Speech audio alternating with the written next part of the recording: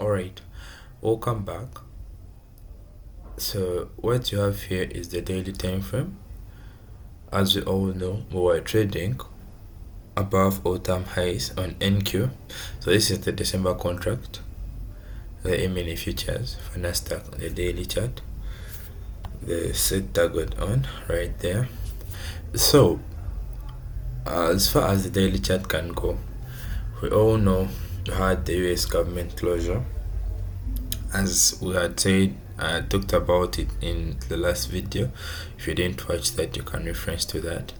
We had the market rolling up into this all-time high right there, having another high to its right, forming buy side, making this an intermediate term high. So we're really above that in yesterday's trading in the PM session. So what did we expect of this day? So today was Thursday. We are already above all-time highs, and with this much momentum going up, we rarely expect a reversal back into the range, unless when we are going to have a consolidation. So if we expected the market to continue going higher for higher prices, then how far or what would be your target when you're trading to all-time highs? So this is what to look for when you're at all-time highs or trading above all-time highs. So as I told you above, if you have a point in liquidity, a major high, you would want to measure the range that sponsors the move to taking out that high and look for the negative 0.25 level. So as you can see, if I'm to put some lipstick on the chart, that's what we have. From this low, as you can see, from this low right there to this high, if you measure and look for the negative 0.25, that's that level right there. Isn't that sweet? Wow. So this is not random. This is a price point that the market will refer to when we are trading above liquidity. So for a given low or a high, how far can the market go above it? We can go for the negative 0.25 level. Okay, so this would be my profit target or my insight for the day. So this is above, if I'll call this above all-time high draw on liquidity.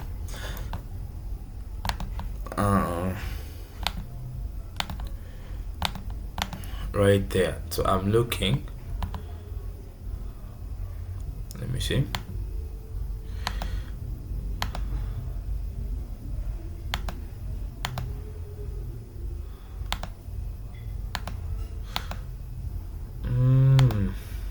Oh fuck. Alright. So yeah, so this is above all-time high draw on liquidity. So for this day, all the coming days, even if this didn't trade into that, I would be looking for this level to be hit. Even if we come back into the range, I would still wait and still keep this as my draw on liquidity. So what happens for today? So as you can see right there, let me put this off. As you can see right there, this is the day today. This is Thursday, and back in price we have the Monday 22nd going into Tuesday. This is a new day opening gap. This candle closed and this candle opened right here. So there is a gap on the lower time frame right there. What happens? We trade back lower into it, and then it gives us, so take this as accumulation. Remember we said for the daily profile, we need the market to first accumulate, then manipulate, and then we get a distribution higher. So this is what happens at the open, this accumulation phase. Notification. This accumulation phase right there. If I'm to make that green. So this accumulation, what happens in this accumulation? For that accumulation, we are taking in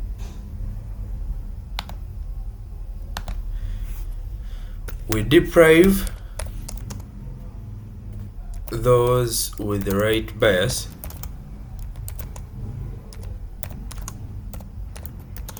of their sentiment. In simple terms, there is accumulation of orders. We deprive those that are on the right side of the market. We deprive them of their bias or sentiment, making them think that the market is going to continue going lower, and they quit longing and switch to shorts. And then we also make sellers punch in their orders, engineering liquidity in the market, making for us fuel for this desired move that will go higher. So their retail stop losses are above these highs for those who are selling. Remember, this high held the market, and this high, they see this as a strong support, so they will sell at that high, thinking that the market is going to continue lower, but instead it fucks them and we just continue going higher. So that is it. So this move here that drops lower from this high to this low, this is what we call the Judas swing. You know why we call the Judas swing? You know, shepherds, those people who rear sheep, they have that thing where they take the sheep for slaughter. So it's a one-way strip, it's a narrow strip. Like, once the sheep enters it, it cannot get out of it. It just has to continue going in front into the slaughter knives, so it cannot survive that. Now this Judas swing, that's why we call this a Judas swing. Once these sellers are held into this, they cannot come out of that, and we end up slaughtering them, taking out their stop losses, taking their money, and then us continuing in the other direction. So this is the Judas swing, that yellow leg going lower, and then this is distribution. So this would be my distribution, like that, if I would just like that. So this is accumulation right there. So I'm having accumulation.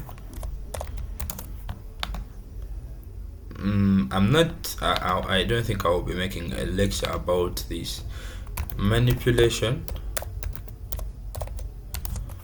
and then distribution. So this blue box would be my distribution leg. Now, taking us back into our lessons, if you watched the first lecture that was on this YouTube channel, you will get to know that I talked about how the candle is formed, that we accumulate and manipulate and then distribute. So this is what I meant. This is going deeper into that. So that is how every candle works, whether bullish or bearish. So that is it. Okay, I think I'm done with that. Where is the low? Okay.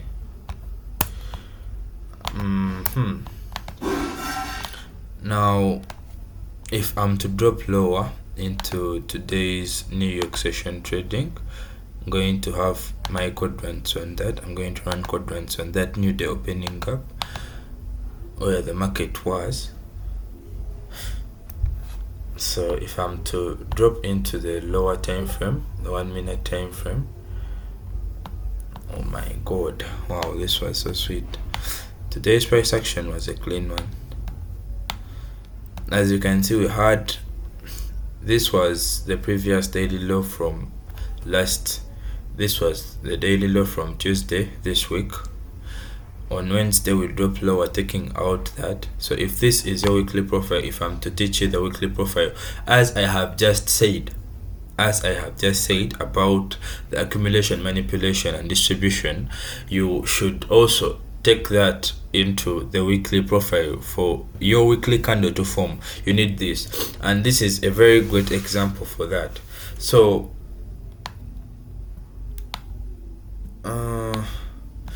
on my weekly profile, what do I expect? I expect Monday and Tuesday to be an accumulation for the start of the week. Then I would want the low of my week to be formed on Tuesday, between the London session of Tuesday and going into the New York session on Wednesday. So on Wednesday London session, we form the low of the week right here, and considering this my accumulation of Tuesday's range, that low to this high, if I'm to consider Tuesday's trading as accumulation, so if the whole of this is accumulation and I'm having this as my Judas swing, this drop lower, now this is my manipulation, and what happens after that would distribute higher.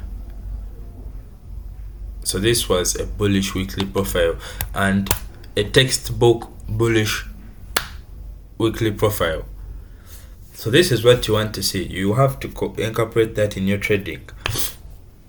That was yesterday's trading, and going into today's trading, what did we say we mark first? We said we need to have the 12 a.m. to 12:30 opening range. 12 a.m. is right there, and 12:30 is just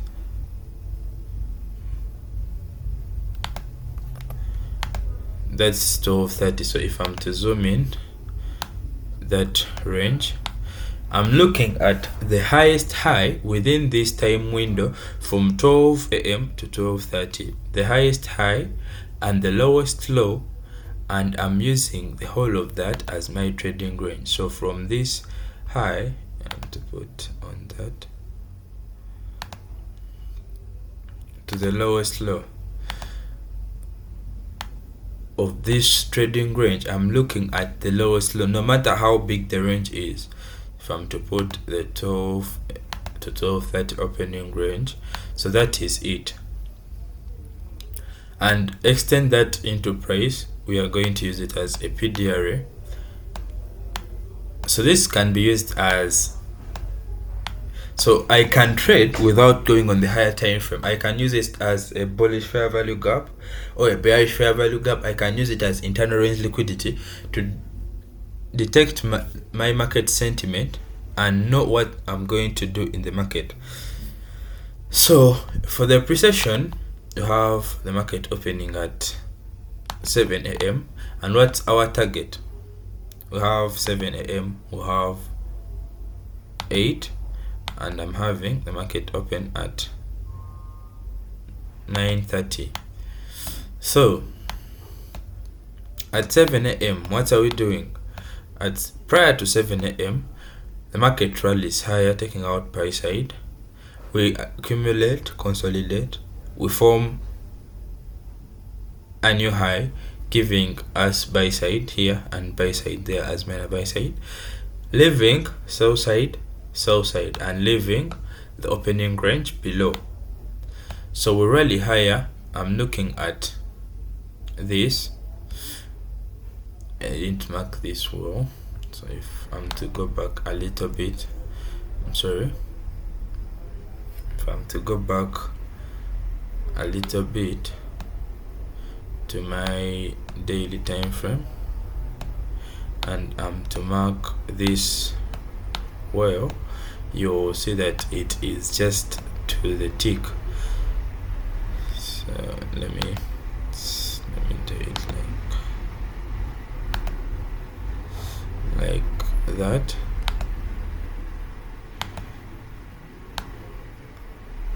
I just happen to love accuracy more than anything. So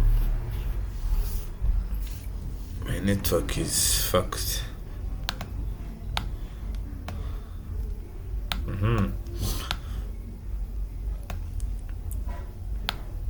7 a.m. opens up, giving us this, and we have a low, a high, a lower low, forming, going into 7. So going into 7, what did we say? We have a move that sponsors a breaker. You understand? So this would be my breaker if the market went above it. So from that breaker to the low that sponsors that move to go to the breaker, I would have my optimal trade entry down out.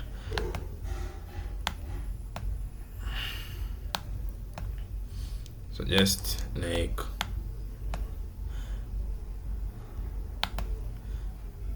this to the high,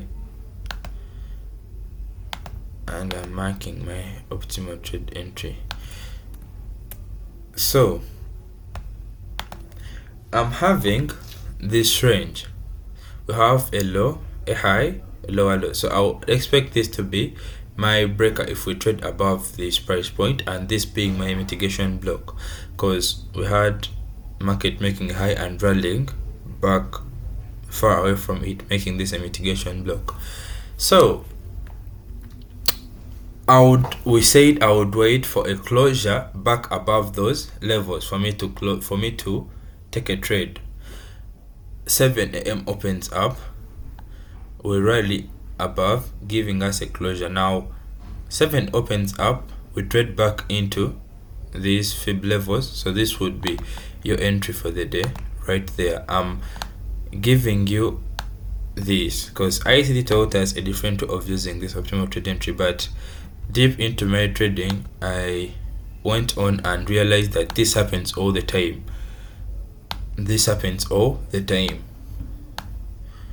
So this would be your first entry, targeting what? That, as we said. excuse me. Or if you didn't go for that move above all-time highs, because we expect the market to make price action, you would want to take partials at that high and this high if you went in for a short scalp. Now if I would screenshot this, I'll use this for my shorts. So that is 7 a.m. trading. And if you didn't use the fib level, we have 7 a.m. opening up, giving us a volume imbalance. I would execute at that volume imbalance. Oh my god, feeling so sick. That volume imbalance would be also an entry. Or if you did not trust that, we have the market rolling above this high, giving us a mitigation block right there. So this, from this, measuring this week, I wouldn't expect the market to drop lower below half of that week. So if I'm to draw that main threshold, you see we are strongly going higher, and the market failing to reach main threshold here shows that we are having a lot of bullish momentum. The market failing to reach your PDRAs shows that it shows a strong draw on liquidity towards the market. So that was 7 a.m. trading, and we happen to rally higher, we accumulate back into these volume imbalances. They hold the market well, pushing us into higher prices for 8 a.m. Now having this move that was extrapolated like this, if I'm to measure the move that brought about this expansion, or if I'm to measure the first price leg, you can see if I'm to measure from this low when the market started running to that high and put standard deviations on that, show expansions, you can see that we have the one standard deviation. So if we have, now this is market structure 1-on-1, if you have a range and the market comes back into this, we expect the market to move another move equal to this range going higher. So that's what we have here. The one standard deviation means that is that exact move being rendered by the market for another time. So if I'm to measure, if I'm to use boxes from that to the one standard deviation,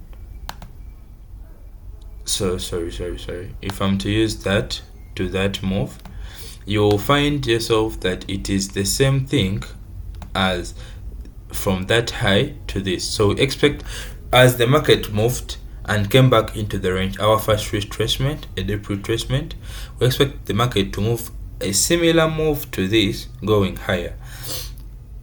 So expect after this consolidation, expect the market to rally above into the one standard deviation, just like that.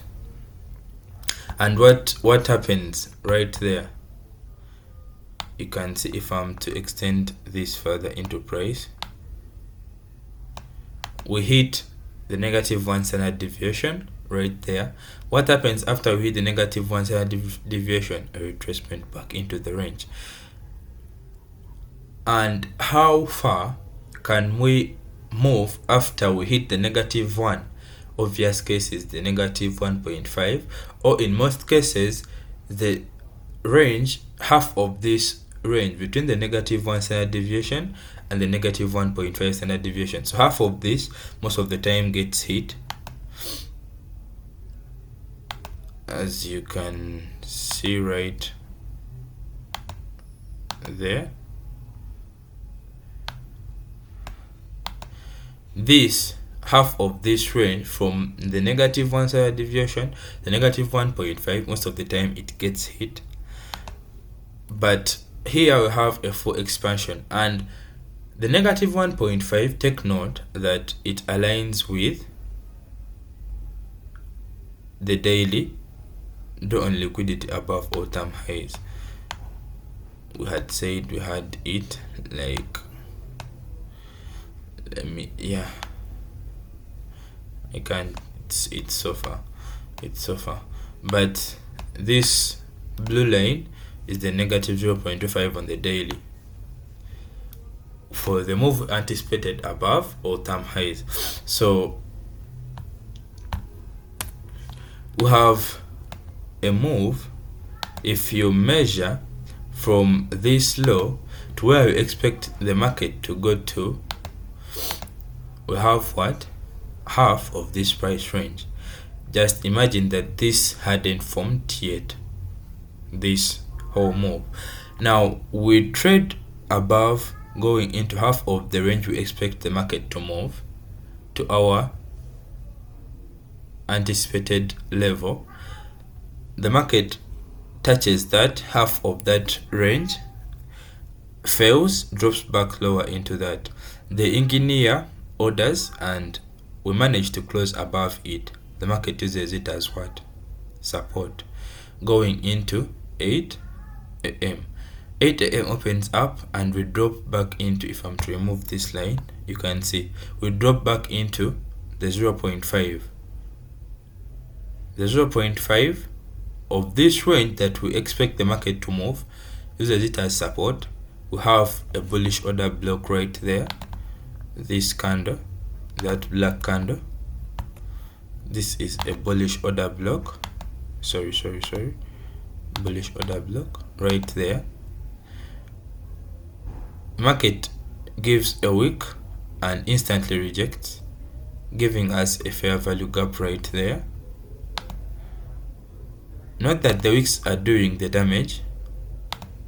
We have that bullish fair value gap that holds price. This is pure price action.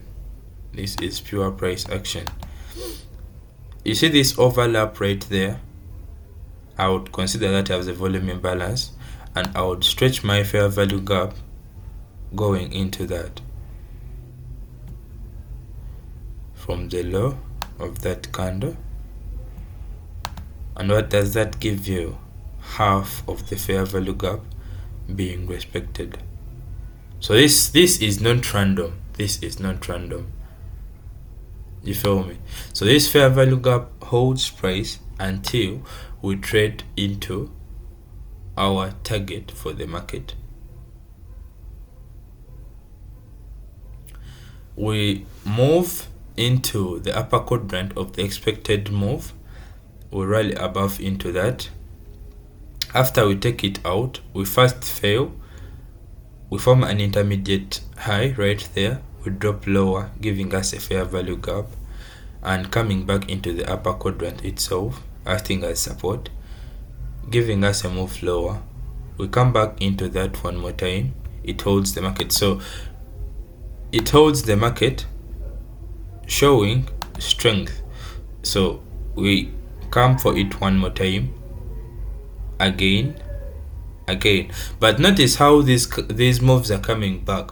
We have a strong move into that, we drop lower, we have it goes on getting weaker.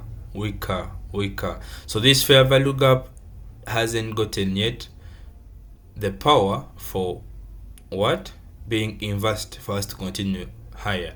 So I wouldn't take half of this. So most times traders say that if you're contented with your draw on liquidity, you don't need the market to inverse the gap fully. So these lows, the market is forming lower lows, showing you that it's still manipulating. So we move into the upper quadrant one last time, we drop lower back into consequent encroachment of that fair value gap.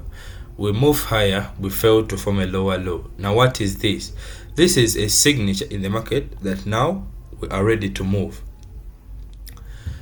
So if I'm to measure this move, as I had told you, so a low, a high, we expected this to give us a lower low, but it did not.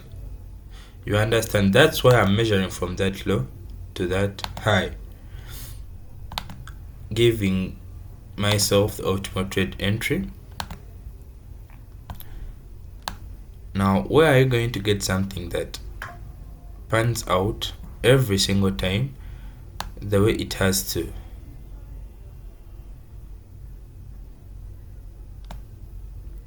Where are you going to get something that works out every single time that it has to? Taking it to that high, into the low. So we have the market dropping lower, failing to come back below this low, and we move higher and close above the optimal trade entry levels. The market rallies back into that, giving you your entry, going for higher prices. Now we go for higher prices, we come back into this fair value gap that had failed to inverse right there. We close above it and it turns it into an inversion fair value gap. Now its role has been inverse from pushing price lower to pushing price higher. Now it's an inversion fair value gap. We drop into that and we continue. You see, the body is respecting the 0.25 of the expected range to be moved by the market. We have a strong move into mocking you into that early exit, leaving your trade early before your target. We drop lower back into this fair value gap, coming for the order block right there. then we rally higher again. Now this is a bearish three drives pattern. As you can see, we have 1, we have 2, and we also have 3 going into liquidity. Now when you see this, you do not expect the market to continue going higher. You understand? So the market has been ignoring liquidity, frustrating those that missed on this move going higher, making them frustrated, giving them hopes of the market continuing higher. And